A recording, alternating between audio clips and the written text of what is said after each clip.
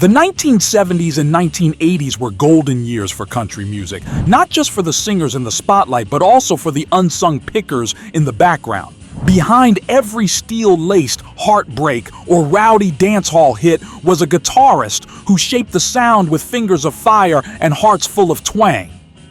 These are the players who changed country music forever while flying just under the radar. Let's honor 10 underrated guitarists who helped define a generation of country sound. Number 10. Red Volkert. This old smoke-filled bar is something that I'm not used to. Before he shared stages with Merle Haggard, Red Volkert was already setting barrooms on fire with his Telecaster wizardry. In the late 1970s, Red played California clubs with a blend of swing, jazz, and raw country attitude that made fellow musicians stop mid-drink. He never chased fame. Neon sign will stop by. Instead, he let his hands do the talking with a tone that was thick and playful, moving from lightning-fast licks to buttery bends in a single breath. At one guitar clinic, he brought the house to its feet with a single solo. That's the kind of reputation Red built quietly, night after night. Picture an old dance hall in 1979 with sawdust on the floor and Red ripping through a solo that left jaws on the ground. He didn't just play guitar, he told stories with it.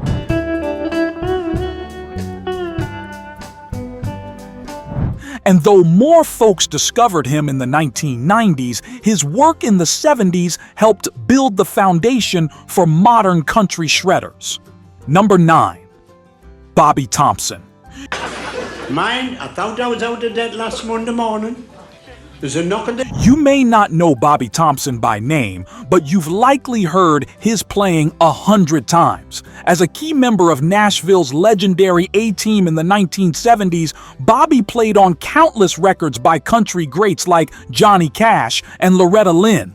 You see, you'll not need them when you know where your money's gone. Well... Equally gifted on banjo and guitar, Bobby was known for his ability to make a track move. He brought a rhythmic pulse that turned ballads into toe tappers and gave upbeat songs their swagger. While others chased solos, Bobby focused on groove. He could switch from fingerstyle delicacy to back porch drive without blinking. He says, "Gets 250. I say, what? Gets 250. Imagine him tucked into the shadows of RCA Studio B, headphones on, laying down the lick that would carry a tune to the top of the charts. His name might not have graced the posters, but his guitar did more heavy lifting than most fans ever realized. Number 8. Mac Gaiden.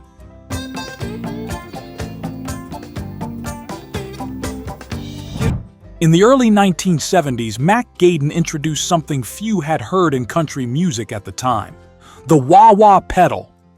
A slide guitarist with a psychedelic soul, Mac blended blues and country in a way that felt radical, yet rooted. Throw away all my black clothes, baby. I wanna wear... He made waves with J.J. Cale's Crazy Mama and brought that same flair to Nashville sessions where his style raised eyebrows but got results. Many traditionalists weren't ready for his sound, but the songs he touched had a spark that couldn't be denied. Whoa, yeah. Changing my style. Picture him in a dim studio, slide in one hand, foot on the wah, coaxing out tones that sounded like twilight settling on a dusty road. Mac wasn't just ahead of his time, he pulled country into a new one. Number 7. Pete Anderson. And guys or girls. In the mid-1980s, when Dwight Yoakam revived the Bakersfield sound, it was Pete Anderson's guitar doing much of the heavy lifting. Pete took old-school twang and cranked it with grit, precision, and undeniable style.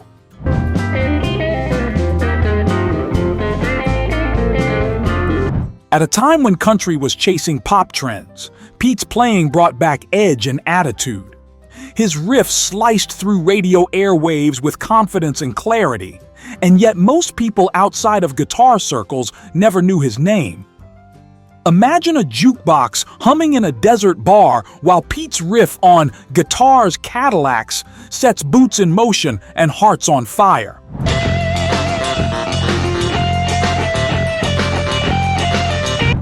Pete later became a respected producer, but his fretwork in the 80s brought a bold new sound to country's front line.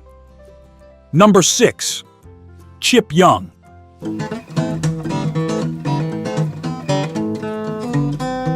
Chip Young didn't crave the spotlight, but his guitar was everywhere. Known for his work with Elvis Presley, Jerry Reed, and Dolly Parton, Chip had a way of making simple parts feel essential. In the 1970s, Chip was the go-to rhythm man in Nashville.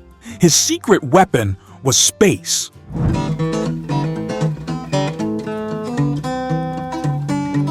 He knew when to hold back and let the song breathe. Some say he played better barefoot, feeling the rhythm through the studio floor as he laid down parts that wrapped around vocals like a favorite sweater. Picture Chip in a quiet studio, tapping out rhythms with bare feet, crafting the glue that holds a hit together. His style was never about flash. It was about feel.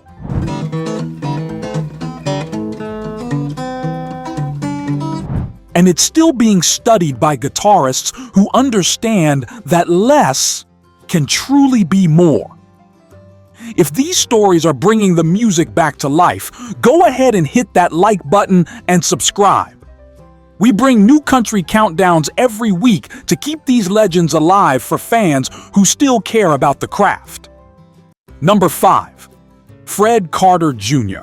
True love is worth its weight in gold. I guess there's only one thing. Fred Carter Jr. was the kind of guitarist who could play anything, with anyone. A versatile studio player, Fred left his mark on songs by Simon and Garfunkel, Waylon Jennings, and Joan Baez. Every day I wanna love it up. Somebody better come and love.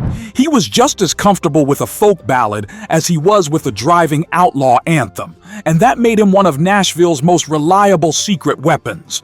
During a live gig, Willie Nelson reportedly turned to Fred after a solo with nothing but a smile. That was Fred's reward, the quiet respect of giants. Love it up. Every day I wanna love it up. His sound was smooth but never slick, warm but never sleepy.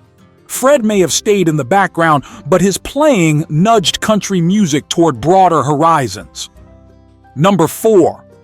Billy Sanford.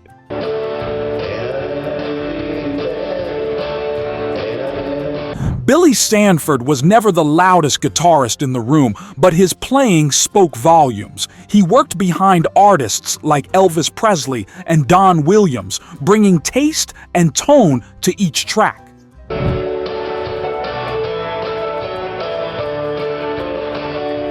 In the 1970s and early 80s, Billy helped define the sound of country pop crossover hits. His solos were never about speed, they were about character.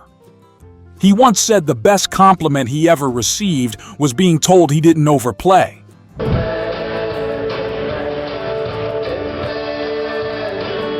That's the kind of class he brought to every session. His guitar sounded like golden hour, mellow, rich, and full of feeling. Fans may not have known his name, but they knew his sound the moment it came through their speakers. Number 3. Reggie Young.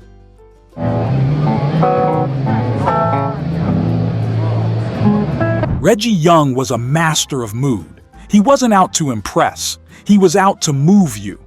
His guitar work on songs like Luckenbach, Texas by Waylon Jennings or Drift Away by Dobie Gray offered a blueprint for understated brilliance.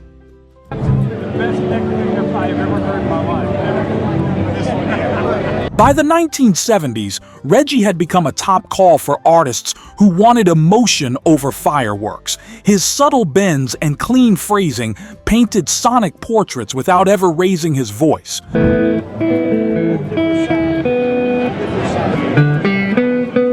Picture a late-night drive with the radio on and Reggie's guitar wrapping around the melody like a warm blanket.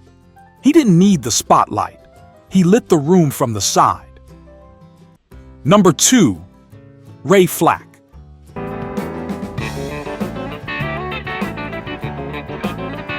Ray Flack might have been born in England, but his chicken picking was pure Southern fire. In the 1980s, he teamed up with Ricky Skaggs and brought blazing speed and surgical precision to country radio. Well, that was Double Stop Me, if you can, Yeah. and I'll just tune. His tone had snap, his timing was flawless, and his solos often left session pros scratching their heads. He made complex guitar runs sound effortless. Engineers and producers often stood stunned after a take. Ray's playing felt like a lightning strike, sudden, sharp, and impossible to miss. So, go ahead. Let's see that again. Though fans rarely knew his name, fellow guitarists considered him one of the best to ever strap on a Telecaster. Number 1. Albert Lee. Well, good evening, folks. Thanks for coming. Albert Lee has long been admired by the best in the business. Even Eric Clapton called him the greatest guitarist in the world. Albert played with Emmylou Harris and the Everly Brothers, but despite his jaw-dropping talent,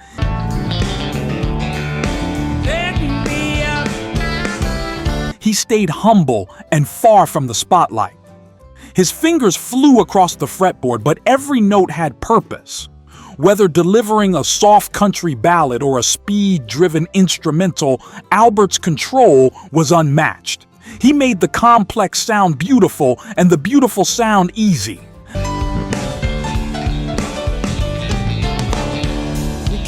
Albert Lee may not be a household name, but his influence echoes through every serious country picker alive today.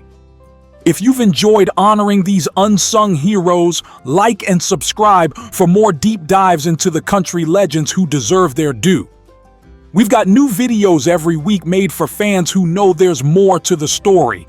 These 10 guitarists helped shape the heart of country music across the 70s and 80s. They weren't always in the spotlight, but their hands made the music sing.